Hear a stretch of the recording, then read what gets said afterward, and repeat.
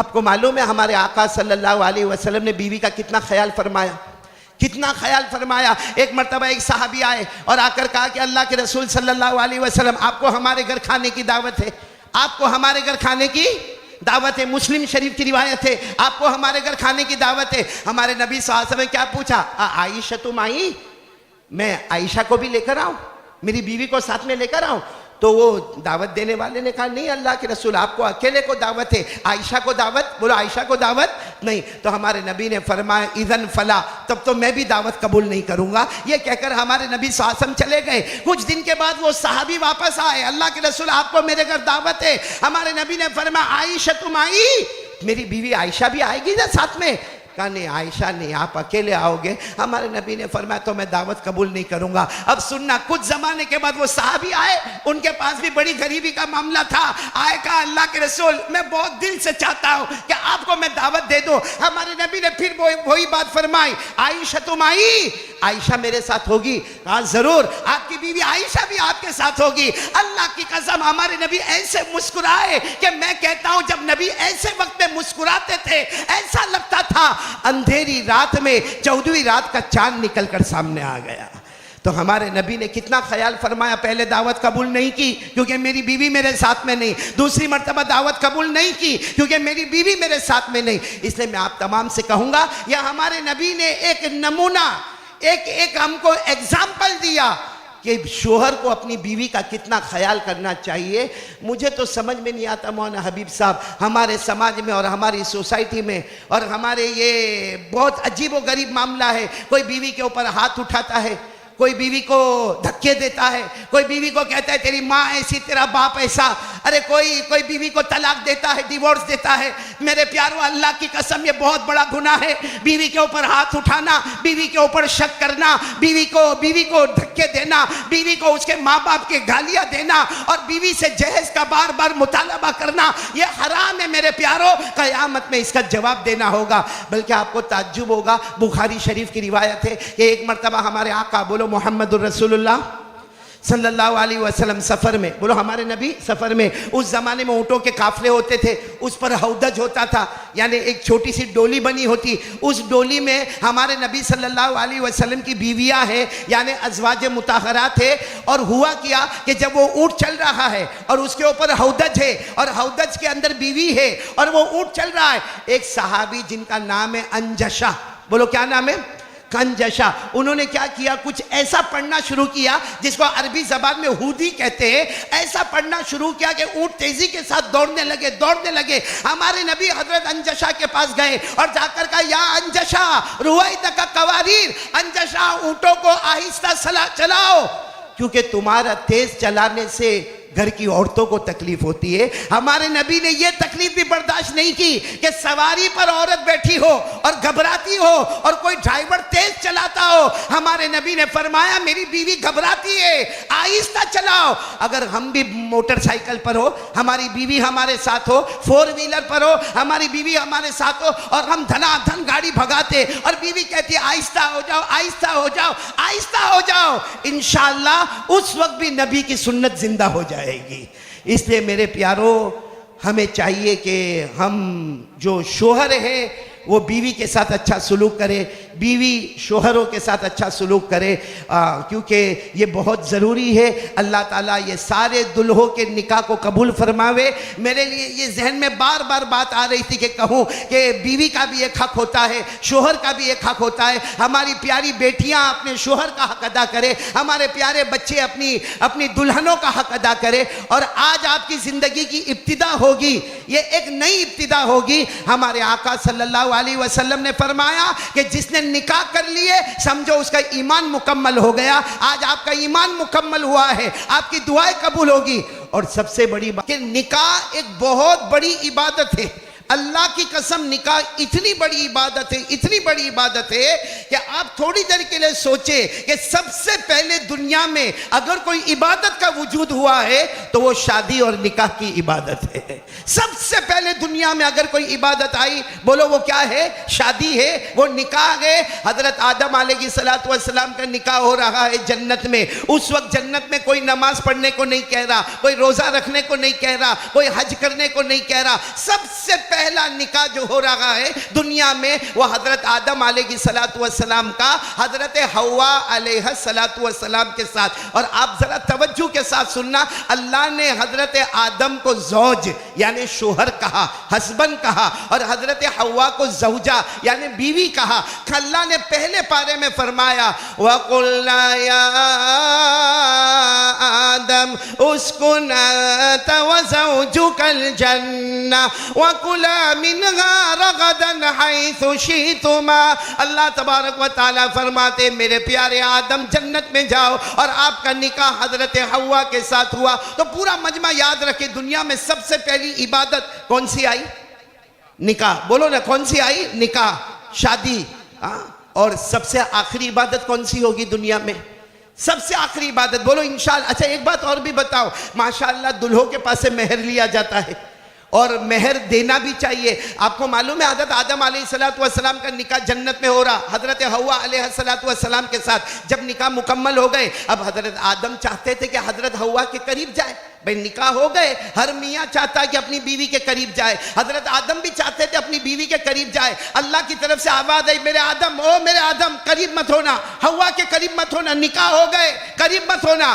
तो हजरत आदम अलैहिस्सलातु वस्सलाम ने पूछा अल्लाह क्या मामला? अल्लाह ने फरमाया मेहर अदा करो, मेहर अदा करो। अब हजरत आदम अलैहिस्सलातु वस्सलाम को मेहर अदा करना, तो क्या मेहर अदा करे? हजरत आदम खुद जन्नत में है, हजरत हव्वा भी जन्नत में है। अगर हजरत आदम कोई चीज देते हैं तो हजरत हव्वा कहेगी ये तो मैं भी ले सकती थी।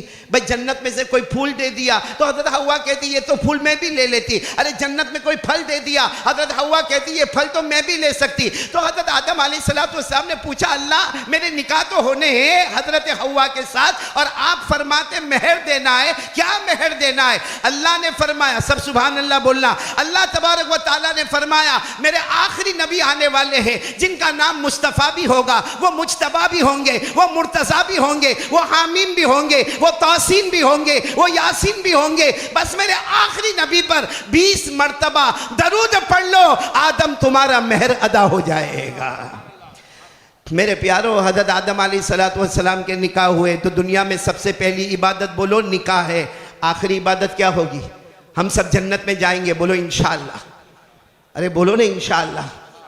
ये दूल्हे बहुत टेंशन में, बुलंद आवाज से बोलो ना हम जन्नत में जाएंगे इंशाअल्लाह। अच्छा जब जन्नत में जाएंगे, जन्नत में जाने के बाद कोई फरिश्ता हमको कहेगा कि नमाज पढ़ो?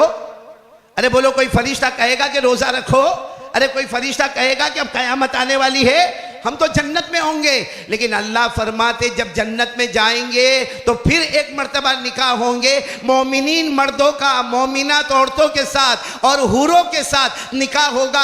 अल्लाह ने 27वें पारे में फरमाया मुत्तकीना अला सुरुरिम मस्फूफा व ज़व्वजनाहुम बिहूरिन ईन। अल्लाह तबारक व तआला फरमाते जब सारे जन्नती जन्नत में जाएंगे और सारे के सारे अपने मसेरियों पर बैठे होंगे, अल्लाह फरमाते मोमिनीन मर्दों का हम हूरों के साथ निकाह करेंगे। तो मेरे प्यारों ये बात समझ में आ गई कि सारी इबादतों में शुरू में सबसे पहले आने वाली इबादत निकाह है और सबसे आखिरी इबादत भी निकाह है। और एक निकाह हो जाए, भाई सुनो, एक निकाह हो जाए इतना बड़ा सवाब है, इतना बड़ा सवाब है कि हमारे आका मोहम्मदुर रसूलुल्लाह सल्लल्लाहु अलैहि वसल्लम ने फरमाया निकाह करो, तहफ़्फ़ुज़ ईमान का जरिया है, आपका ईमान महफूज हो जाएगा। हमारे आका सल्लल्लाहु अलैहि वसल्लम ने फरमाया निकाह करो अल्लाह तुम्हें माल में बरकत देगा, निकाह करो अल्लाह तुम्हारी उम्र में बरकत देगा।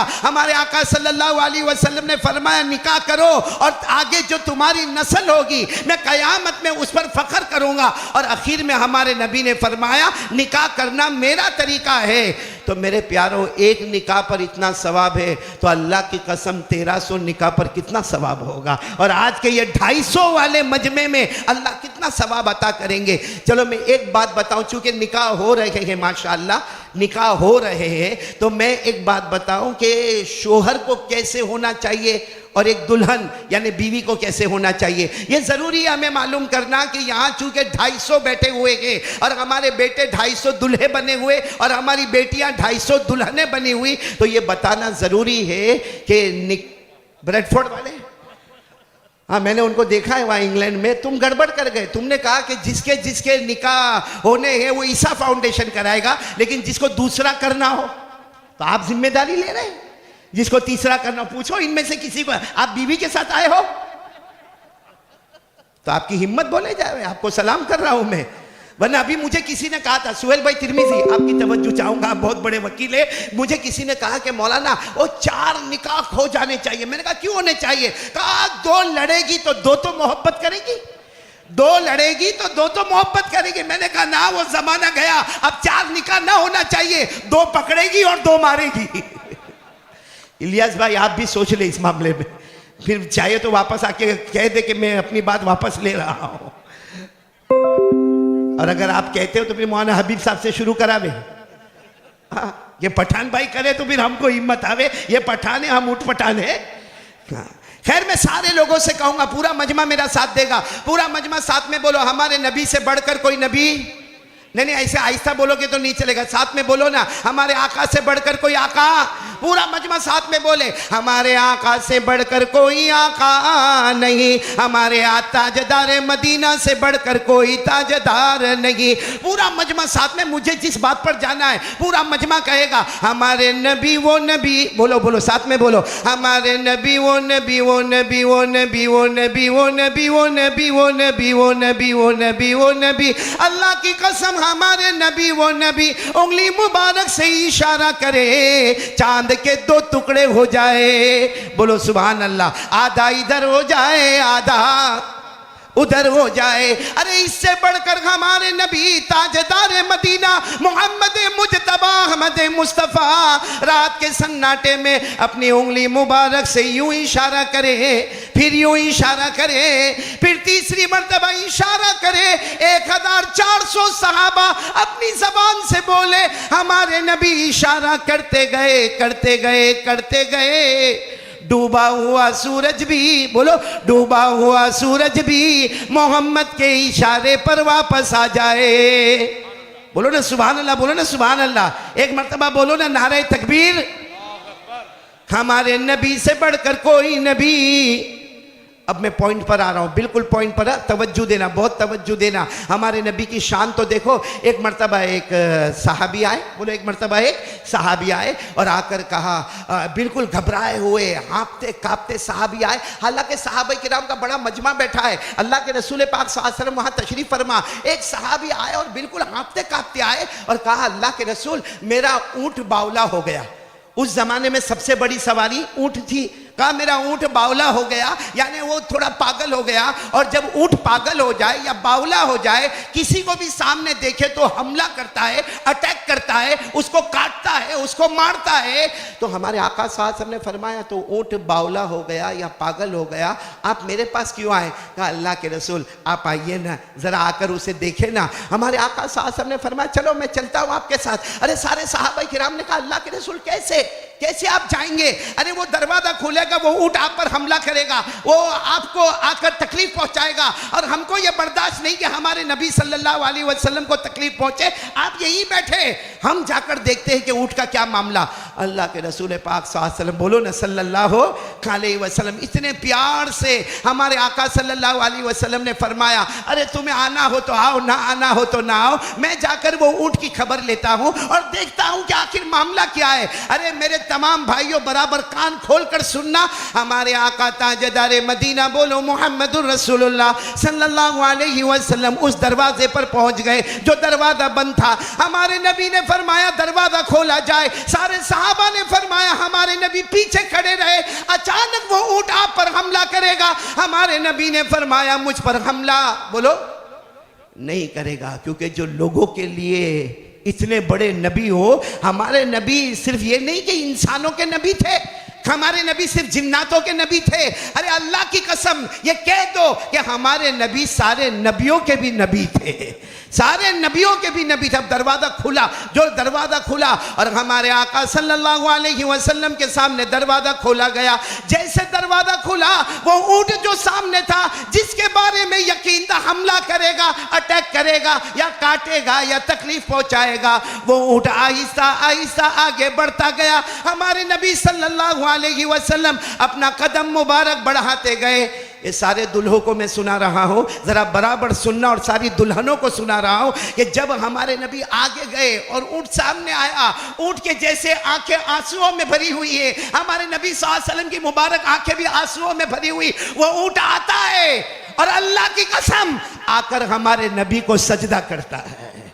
बोलो बोलो सुभान अल्लाह। हमारे नबी को सारे सहाबा हैरान कि जो ऊँट हमला करने वाला था वो रोता रोता हमारे नबी को सजदा करता है। तो सारे सहाबा किराम की आंखों में भी आंसू आ गए। फरमाया अल्लाह के रसूल, अगर ये ऊँट आपको सजदा करता है, आप हमें भी परमिशन दे, हम भी आपको सजदा करें।